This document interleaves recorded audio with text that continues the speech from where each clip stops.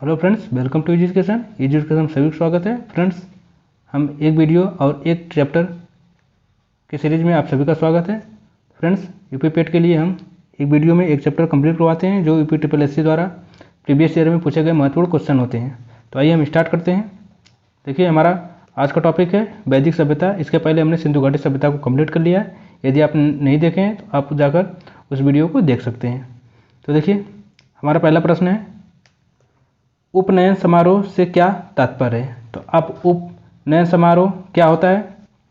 बच्चे को एक औपचारिक नाम दिया जाता है, बच्चे को सूर्य और चंद्रमा के औपचारिक दर्शन कराए जाते हैं, बच्चे को पवित्र जनेऊ धारण कराया जाता है और बच्चे का विवाह किया जाता है। तो देखिए, गणना पर्यवेक्षक में पूछा गया है, तो आपको बताना है उपनयन समारोह क्या होता है। तो इसका सही आंसर हो जाएगा ऑप्शन नंबर सी, बच्चे को जनेऊ धारण कराया जाता है। जब बच्चे को जनेऊ धारण कराया जाता है तो उस समारोह को क्या कहते हैं? उपनयन समारोह। अब इसे याद रखिए। चलिए आइए इसकी व्याख्या देख लेते हैं। देखिए, व्याख्या क्या है। उपनयन समारोह जो होता है यज्ञोपवीत संस्कार के नाम से भी जाना जाता है। देखिए, इसका दूसरा नाम क्या है? यज्ञोपवीत, इसका दूसरा नाम है। अब इसमें बच्चे को पवित्र जनेऊ यज्ञोपवीत धारण कराया जाता है। इसमें 3 भाग होते हैं। देखिए, जो जनेऊ में 3 धागे होते हैं, एक का नाम होता है सत, एक का नाम होता है रज और एक का नाम होता है तम का प्रतीक माना जाता है। सत, रज और तम का प्रतीक मानने जाने वाला ये जो धागा होता है उसे हम यज्ञोपवीत कहते हैं या जनेऊ कहते हैं। ठीक, प्राचीन समय में आज के समय में इस संस्कार का स्वरूप बिल्कुल बदल चुका है। तो प्राचीन समय से आज के समय में इसका जो स्वरूप संस्कार ही बदल चुका है, आप लोग देख भी रहे होंगे। पहले इस संस्कार को शुद्धिकरण संस्कार के रूप में जानते थे, जिसके उपरांत शिष्य गुरु के पास आश्रम में रहकर शिक्षा ग्रहण करते थे। इस संस्कार के उपरांत बालकों को द्विज कहा जाता था। देखिए, द्विज मतलब दूसरा उनका जन्म होता था, क्योंकि ये उनको शुद्धिकरण कर दिया जाता था जनेऊ को उपनयन समारोह के माध्यम से। ठीक है, पहले ये अनिवार्य नहीं था, परंतु कर्मकांडों में इसे अनिवार्य कर दिया गया तथा सामान्यतः विवाह पूर्व किया जाने लगा। ठीक है, तो ये विवाह पूर्व से किया जाने वाला समारोह है। अब इसे याद रखिए। आगे हमारा प्रश्न नंबर 2 है। देखिए,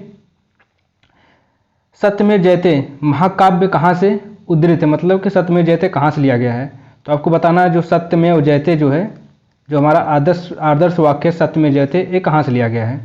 ठीक है, तो इसका सही आंसर हो जाएगा ऑप्शन नंबर सी, मुंडकोपनिषद से जो है हमारा सत्यमेव जयते आदर्श वाक्य लिया गया है।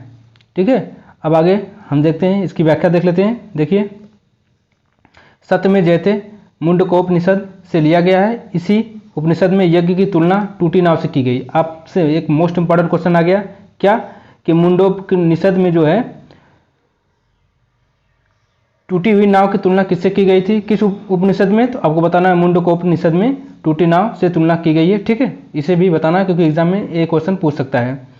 अब मुंडकोपनिषद अथर्ववेद से संबंधित है। अब देखिए, एक और इम्पोर्टेंट क्वेश्चन, मुंडकोपनिषद अथर्ववेद से संबंधित है। सत्यमेव जयते भारत का आदर्श वाक्य है।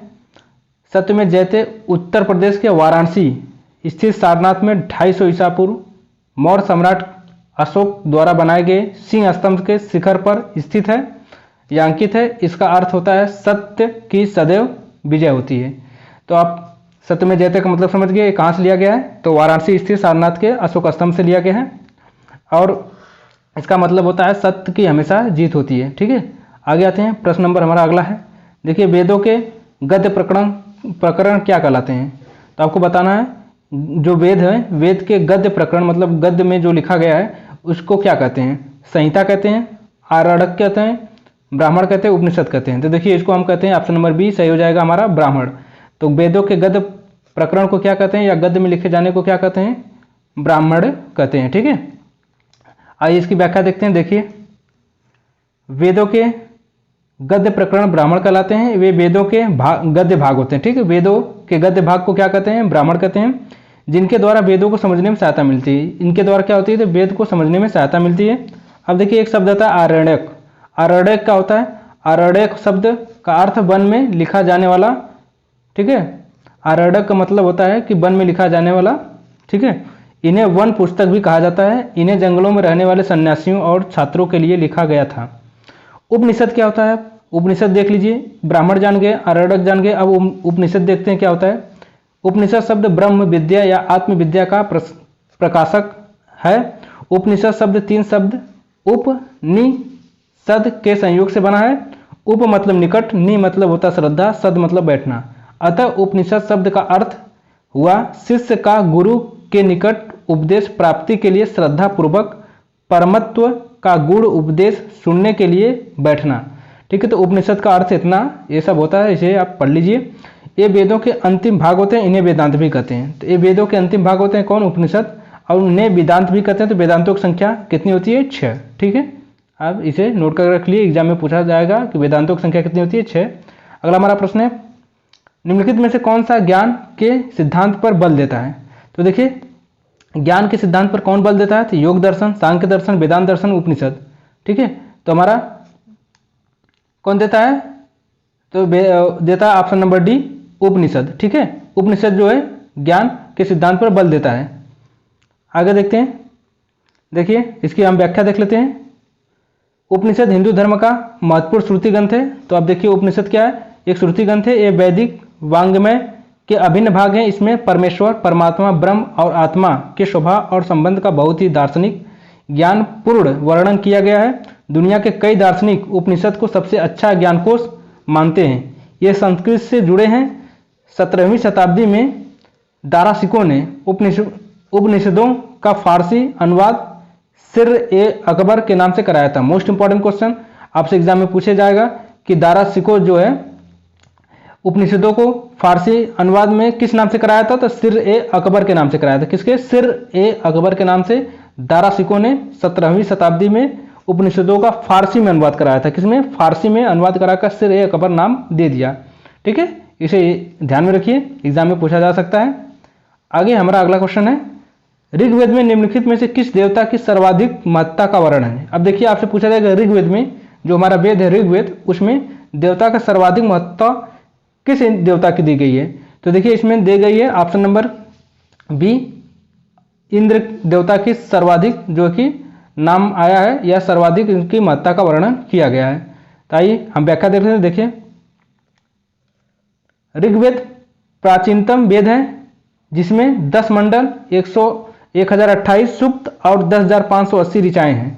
ठीक है, तो ऋग्वेद हमारा प्राचीनतम पहला वेद है, जिसमें 10 मंडल हैं, 1028 सूक्त हैं और 10,500 ऋचाएँ हैं। ऋग्वेद के पढ़ने वाले ऋषियों को होत्री कहा जाता है। देखिए एग्जाम में कभी कभी पूछ देता है कि ऋग्वेद को जो पढ़ते हैं उसको क्या कहते हैं? तो उसे होत्री कहते हैं। ठीक है, या होता कहते हैं। इसमें सर्वाधिक वर्णन इंद्र देवता का। देखिए अभी हमने बताया कि इसका आंसर जो होगा बी होगा, तो इंद्र होगा।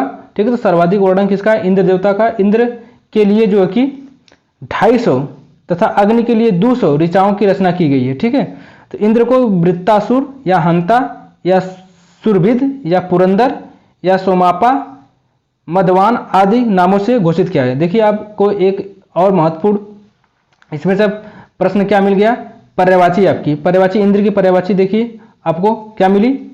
इंद्र को हम वृत्तासुर, हंता, सुरभिद, पुरंदर, सोमापा, मदवान आदि के नामों से भी जाना जाता है। ठीक है, आगे आते हैं।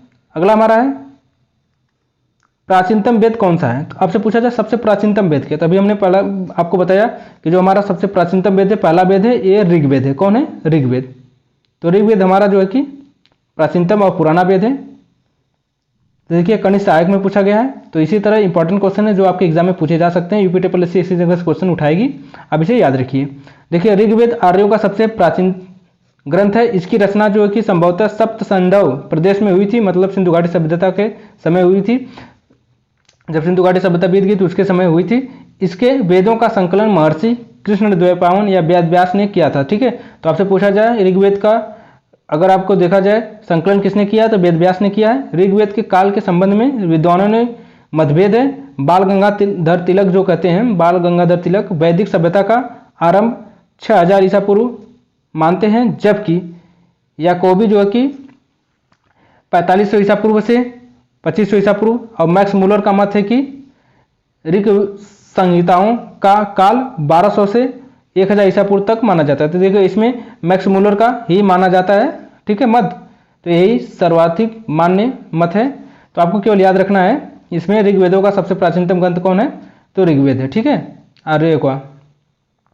आगे हमारा अगला प्रश्न है, निम्नलिखित में से किस भारतीय पुरातन ग्रंथ अपराध और अपराधी का जिक्र करता है? तो अपराध और अपराधी का जिक्र कौन सा हमारा पुरातन ग्रंथ करता है? तो देखिए, अर्थशास्त्र, न्याय मीमांसा, मनुस्मृति और उपरोक्त सभी। तो हमारा सही आंसर हो जाएगा उपरोक्त सभी, ऑप्शन नंबर डी, उपरोक्त सभी, जो भारतीय पुरातन ग्रंथ अपराध और अपराधी का जिक्र करता है। अब आइए देखिए व्याख्या देख लेते हैं। अर्थशास्त्र, मनुस्मृति, न्याय मीमांसा ग्रंथों में अपराध और अपराधी का जिक्र आता है। अर्थशास्त्र कौटिल्य द्वारा रचित ग्रंथ है जिसमें राजा के कर्तव्य, विस्तृत कर प्रणाली और सामाजिक स्थिति पर प्रकाश डाला गया है। मनुस्मृति हिंदू धर्म का सबसे बड़ा ग्रंथ है। ऋग्वेद में मनु को मानव जाति का पिता कहा जाता है। देखिए, जो अर्थशास्त्र है इसमें राजा के कर्तव्य, विस्तृत कर प्रणाली और सामाजिक स्थिति पर प्रकाश डाला गया है। अर्थशास्त्र में अर्थ की नहीं, इसमें राजा के द्वारा कर्तव्य और उसके कर प्रणाली और सामाजिक स्थिति पर प्रकाश डाला गया। और मनुस्मृति में हिंदू का सबसे बड़ा प्रधान ग्रंथ है। और ऋग्वेद में मनु को मानव का जाति का पिता कहा जाता है। अगला हमारा प्रश्न है, शतपथ ब्राह्मण और तैत्तरीय ब्राह्मण के ब्राह्मण मूल पाठ हैं। ठीक है, तो किस वेद के शतपथ ब्राह्मण और तैत्तरीय ब्राह्मण? देखिए, अभी आपने ब्राह्मण बताया, क्या ब्राह्मण होता है? ब्राह्मण जो कि एक गद्य होता है, वेदों का जो गद्य पाठ होता है, जो गद्य में लिखा गया है वेदों के लिए समझने के लिए, उसे हम ब्राह्मण कहते हैं। तो ये पूछा है शतपथ ब्राह्मण और तैत्तरीय ब्राह्मण किसके मूल पाठ हैं? तो ये मूल पाठ हैं ऑप्शन नंबर डी, यजुर्वेद के। किसके हैं? यजुर्वेद के। आपको याद रखना, शतपथ ब्राह्मण और तैत्तरीय ब्राह्मण किसके हैं? किस वेद के? यजुर्वेद के। तो ऑप्शन नंबर डी हमारा सही है। अब देखिए, निम्नलिखित वेद हैं और उसके जो कि ब्राह्मण हैं। ठीक है, वेद और उनके ब्राह्मण निम्नलिखित हैं। देखिए, ऋग्वेद का कौन हो जाएगा? ऐतरेय ब्राह्मण और कौशितकी ब्राह्मण। आपको याद रखना, एग्जाम में पूछा जाएगा कि कौशितकी ब्राह्मण किस वेद का है, तो आप बताएंगे ऋग्वेद का। ऐतरेय ब्राह्मण किसका है? तो ऋग्वेद का। शुक्ल यजुर्वेद शतपथ ब्राह्मण और कृष्ण यजुर्वेद तैत्तरीय ब्राह्मण। ठीक है, तो अभी हमने बताया यजुर्वेद के कौन है? शतपथ और तैत्तरीय ब्राह्मण। ठीक है, अब सामवेद के पूछ लिया जाए तो पंचविश ब्राह्मण और जैमिनी। ठीक है, तो पंचविश जैमिनी किसका है? सामवेद का है। अथर्ववेद का गोपद ब्राह्मण। ठीक है, तो अथर्ववेद का गोपद ब्राह्मण आपसे एग्जाम में यहाँ से एक क्वेश्चन अवश्य बनेगा, इसे नोट करके रखिए। आगे है हमारा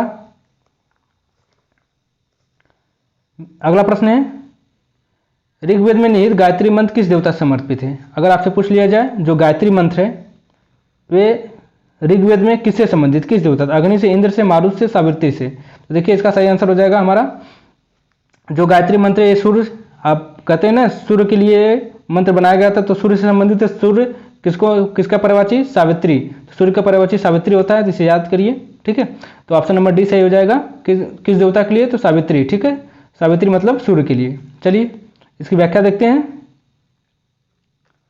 ऋग्वेद में तीसरे मंडल में निहित गायत्री मंत्र सविता या सावित्री देवता को समर्पित है। इस मंडल की रचना विश्वामित्र ने की थी। ठीक है, तो आपको बताना है 7वें मंडल की रचना किसने की थी? विश्वामित्र ने की थी। ऋग्वेद में कुल 10 मंडल, आपको पहले बताया 10 मंडल, 1028 सूक्त और जो कि ये सब बताया गया था। ऋग्वेद में 2 से 7 तक के मंडल सबसे पुराने माने जाते हैं। जब सूर्य चमकने लगता है तो तब उसे सविता कहा जाता है, यह आकाश का देवता माना जाता है। ठीक है, तो आकाश का देवता कौन है? सूर्य। और जब ये सूर्य चमकने लगता है तो उसको सविता कहते हैं। तो आपसे पूछे गायत्री मंत्र किससे संबंधित है? तो सूर्य से। और कौन से?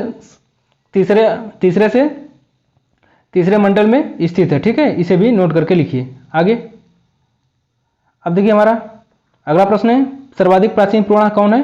तो सर्वाधिक प्राचीन पुराण जो है कि मत्स्य पुराण, नारद पुराण, विष्णु पुराण, वामन पुराण। तो सबसे पुराना अगर देखा जाए तो मत्स्य पुराण होता है। कौन? मत्स्य पुराण। तो इसका सही आंसर हो जाएगा ऑप्शन नंबर ए, मत्स्य पुराण सबसे पुराना पुराण है हमारा। अब देखिए व्याख्या में देख लें, भारतीय ऐतिहासिक कथाओं का सबसे अच्छा क्रमबद्ध विवरण पुराणों में मिलता है। इसकी संख्या 18 है। ठीक है, पुराणों की संख्या कितनी है? 18 होगी। पुराणों का शाब्दिक अर्थ है प्राचीन आख्यान या एवं इसका संकलन महर्षि वेदव्यास ने किया था। तो देखिए, पुराणों का जो संकलन किसने किया था? महर्षि वेदव्यास ने किया था। जिनमें से 5 मत्स्य, वायु, विष्णु, ब्रह्मा, भागवत पुराण सबसे प्रमुख है। तो देखिए, जिसमें से 18 जो थे उसमें से सबसे प्रमुख है मत्स्य पुराण, वायु पुराण, विष्णु पुराण, ब्रह्म पुराण और भागवत पुराण सबसे महत्वपूर्ण है, इसे भी याद रखिए। आगे पुराणों में मत्स्य पुराण सबसे प्राचीन पुराण है और प्रमाणिक है। पुराण संभवतः 3री या 4वीं शताब्दी में लिखे गए थे, इसे भी नोट करके लिखिए। अगला हमारा है, ऋग्वेद में कौन सा वेद नहीं, उपवेद नहीं है? निम्न में कौन सा उपवेद नहीं है? आपको बताना है कि निम्न में से जो दिया गया है उसमें कौन उपवेद नहीं है। देखिए, तो आपको बताया गया कि वेद होते हैं, एक उपवेद होते हैं, एक ब्राह्मण होते हैं, ठीक है, एक वेदांग होते हैं, ये सब आपको बताए गए। तो देखिए, धनुर्वेद, यजुर्वेद, शस्त्र शास्त्र और योग वेद। तो इसमें से जो है कि इसका सही आंसर हो जाएगा ऑप्शन नंबर जो कि डी, योग वेद। योग वेद कोई उपवेद नहीं होता, ठीक है। तो ये देखिए लोअर तृतीय में पूछा गया, एग्जाम में आपके यूपी ट्रिपल एससी पूछ सकती है, इसे नोट करके रखिए। आइए देखते हैं इसकी व्याख्या। देखिए, जो उपवेद वेद से संबंधित माने जाते हैं, उपवेदों की संख्या कितनी है? 4। तो उपवेदों की संख्या 4 है। कौन? यजुर्वेद, ठीक है, आयुर्वेद, गंधर्व वेद, धनुर्वेद और शिल्प वेद, ठीक है। तो कितने हैं? 4 हैं, आयुर्वेद, गंधर्व वेद, धनुर्वेद, शिल्प वेद। इसको को शिल्प वेद को हम कहते हैं स्थापत्य वेद, जबकि योग वेद कोई उपवेद नहीं है। तो अभी हमने आपको बताया कौन सा वेद नहीं था, तो जो योग वेद है वो कोई वेद नहीं है, उपवेद नहीं है, ठीक है। अब पूछा जाए कि धनुर्वेद किससे है, तो धनुर्वेद संबंधित है यजुर्वेद से, ठीक है। तो धनुर्वेद यजुर्वेद का उपवेद है, आयुर्वेद ऋग्वेद का उपवेद है, और जो गंधर्व वेद है वो सामवेद का उपवेद है, तथा शिल्प वेद जो है अथर्ववेद का उपदेश है, तो आप उपवेद है। तो आपको याद करना है कौन कौन उपवेद किसके लिए हैं, तो एग्जाम में पूछा जा सकता है, ठीक है।